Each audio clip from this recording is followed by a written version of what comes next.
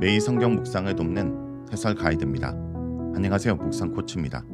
함께 읽고 나눌 말씀은 예레미야 9장 7절에서 16절까지 말씀입니다. 거짓과 사기가 하나님 백성의 본질이 됐습니다. 서로 속이고 악을 해가며 공동체의 모습을 완전히 상실했습니다.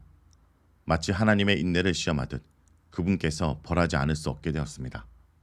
7절에서 9절을 보겠습니다. 7절에서 9절은 심판을 선언하는 내용입니다. 마치 악을 행하기 위해 사는 것처럼 악행이 편만했습니다. 거짓과 속임수가 사회의 규범인 것처럼 일상적으로 행해졌습니다. 하나님 백성의 공동체가 살기 위해 서로를 죽이는 들짐승의 세계가 되었습니다. 8절에 그들의 혀는 죽이는 화살이라 거짓을 말하며 입으로는 그 이웃에게 평화를 말하나 마음으로는 해를 꾸미는도다. 평평하게 당겨진 시위를 떠난 화살이 상대에게 치명적 상처를 입히듯 거짓을 말하는 자들의 혀가 치명적인 상처를 입힙니다. 겉으로는 친근하게 평화를 말하지만 마음속으로는 이웃에게 해를 끼칠 악한 계획을 세웁니다. 다정하게 인사하며 상대를 함정에 빠뜨립니다. 웃는 얼굴의 거짓 혀는 죽이는 화살과 같이 치명적입니다. 하나님께서 당혹감과 분노 가운데 행동에 나서십니다. 징계를 통해 죄악을 제거하기로 결심하십니다. 7절에 그들을 녹이고 연단하리라 라는 것은 심판의 목적이 아직은 멸망이 아니라 정화에 있음을 시사합니다. 강석을 용광로에 집어넣고 불을 가해 순도 높은 금속을 얻는 것처럼 혀를 치명적 화살로 악용하는 자들을 녹이고 연단해 다시 깨끗하게 하십니다. 하지만 9절에 내 마음이 이런 나라에 보복하지 않겠느냐라는 것은 재련이 성공적이지 않을 것을 암시합니다. 8절의 고발을 중심으로 내 딸 백성이 이런 나라와 바뀝니다. 전자는 징계를 피할 수 없게 된 유다에 대한 안타까움과 연민을 담고 있습니다.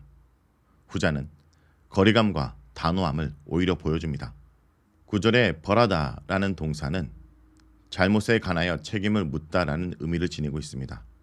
보복하다는 악한 자들을 보복하시고 세상을 다시 회복하시는 하나님의 정의를 뜻합니다. 10절에서 11절을 보겠습니다. 10절에서 11절은 멸망의 탄식을 말합니다. 하자, 나의 탄식과 심판 선언으로 이어진 단락입니다. 11절에 나가 하나님은 분명한데 10절에 나는 불분명합니다. 통일성 있게 하나님을 1인칭으로 읽을 수도 있지만 10절의 내용과 표현은 예언자의 탄식에 조금 더 어울립니다. 10절은 하나님께서 선포한 멸망의 심판이 성취될 것을 미리 내다볼 수 있었던 예언자의 반응입니다. 문맥안에서 압달락과의 연결은 희미합니다. 혀를 죽음의 화살로 사용하는 자들에게 선포된 여호와의 보복은 일종의 정화의 심판인데 11절의 심판의 선포와 10절의 탄식은 완전한 멸망을 지향합니다. 심판의 대상을 전자는 감정에 깃든 내 딸 백성 또는 이런 나라로 부르는데 후자는 중립적인 표현인 예루살렘과 유다의 성읍들로 말합니다. 반면에 12절과의 연결은 비교적 뚜렷합니다. 특히 예언자의 질문과 예언자의 탄식은 일부 표현까지도 공유합니다. 강야와 지나가는 자가 없다와 불에 타다라는 것은 양쪽에서 다 나옵니다. 또 멸망한 이 땅은 유다 산지와 강야를 포함하기에 10절의 산들과 강야 목장과 일치합니다. 요약하자면 현재의 위치에서 10절에서 11절은 예언자가 멸망의 원인에 관해 질문하는 12절의 배경 역할을 담당합니다. 죽은 자를 위해 애곡하듯 예언자가 예루살렘과 유다의 멸망을 애통해하며 애가를 부릅니다. 한때 사람들이 가축을 키웠던 푸른 산들과 강야의 목촉지가 완전히 폐허가 되어 사람들도 없고 가축의 울음소리도 들리지 않았습니다. 하늘의 새부터 땅의 짐승에 이르기까지 모두 도망쳐버렸습니다. 산들과 강야의 목초지가 들짐승도 살아갈 수 없을 정도로 초토화되었습니다.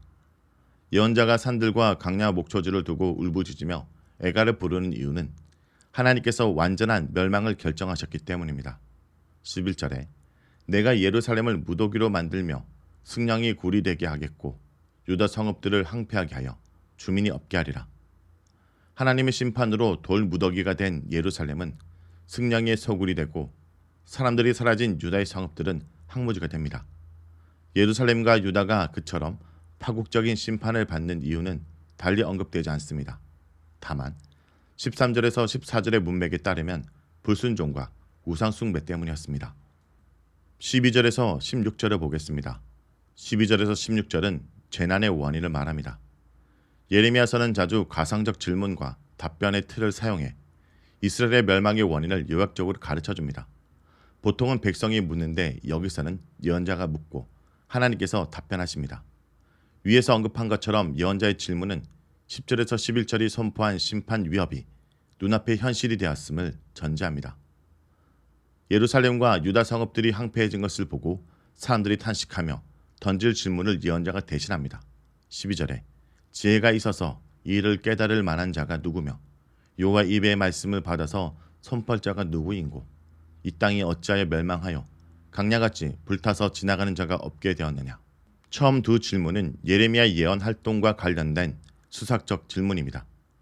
여호와께서 이스라엘에게 주신 땅이 심판에 떨어져 황무지가 된 이유를 아는 자들이 아무도 없습니다.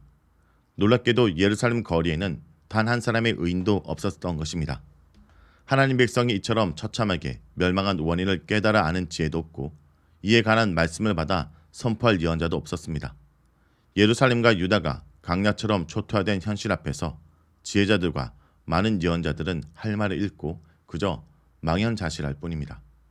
원인을 모르면 치유가 불가능하기에 상황은 아주 절망적입니다. 많이 늦었지만 그들은 이제라도 예레미야가 여호와의 입이 있었음을 인정하고 예언자의 선포를 들어야만 했습니다.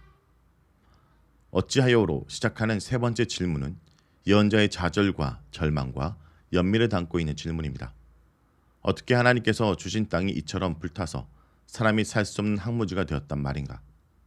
심판 선포의 성취이기는 하지만 그래도 눈앞의 현실이 너무나 참담합니다. 멸망의 원인에 관한 여호와의 답변은 예레미야가 지금까지 선포한 내용의 요약입니다. 13절에서 14절 이는 그들이 내가 그들 앞에 세운 나의 율법을 버리고 내 목소리를 순종하지 아니하며 그대로 행하지 아니하고 그 마음의 완악함을 따라 그 조상들이 자기에게 가르친 바알들을 따랐습니다. 이스라엘은 시내산에서 언약을 맺었을 때 주어진 율법을 버렸습니다. 준수하면 생명과 축복이 주어지는 율법을 버린 대가로 죽음과 저주가 그들에게 임했습니다. 이스라엘은 하나님의 가르침 안에서 걷기를 거절하고 조상들의 길을 따라 오직 바알을 섬겼습니다. 우상 숭배에 있어 이스라엘은 조상들의 가르침에 충실했습니다.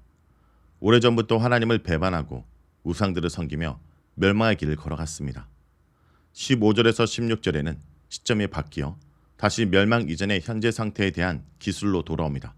만군의 여호와 이스라엘의 하나님께서 불순종과 우상 숭배의 길을 간 유다 백성에게 심판을 선고하십니다.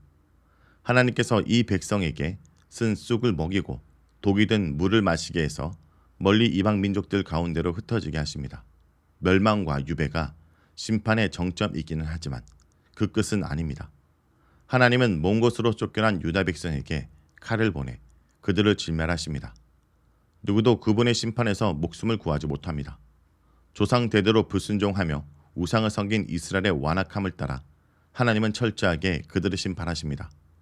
그들과 그들의 조상이 알지 못하던 여러 나라는 문자 그대로 그들이 모르는 나라들을 의미하지 않습니다. 여기서 알지 못함의 모티브는 공간적 거리감과 심리적 두려움을 포함하고 있습니다.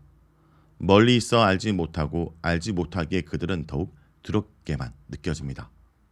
자, 여기까지가 예레미야 9장 7절에서 16절까지 말씀입니다. 오늘 말씀을 통해 우리는 무엇을 묵상하고 적용해야 할까요? 하나님을 떠나서는 안전할 수 없습니다.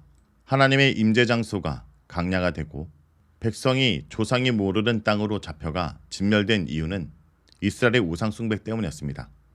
그들은 하나님을 떠나 조상이 가르친 바알을 섬겼습니다. 하나님을 생명의 안전의 원천으로 인정하지 않았습니다. 하나님 말씀보다 타락한 조상의 말을 더 신뢰했습니다. 성도 여러분, 하나님을 떠나선 안전할 수 없습니다. 하나님을 떠나 살려고 했던 과거의 사람들의 삶을 쫓아가는 어리석은 인생을 살지 않길 간절히 기도드립니다.